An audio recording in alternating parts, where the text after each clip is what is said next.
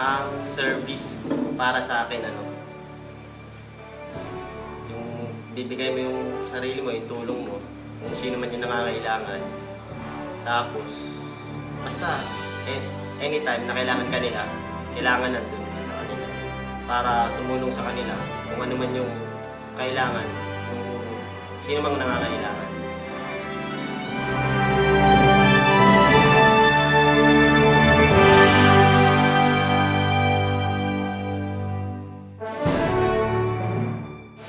Ang serbisyo para sa akin, gagawin ko lang kung anong trabaho ko, tapos tapat na ako sa trabaho.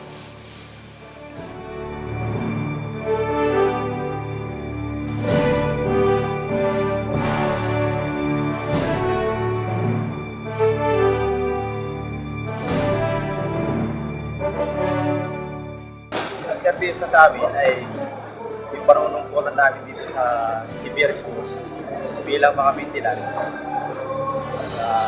Ginagawa namin ang lahat para mapaganda ang trabaho at saka mga pangangailangan gagawin ng kauntan ng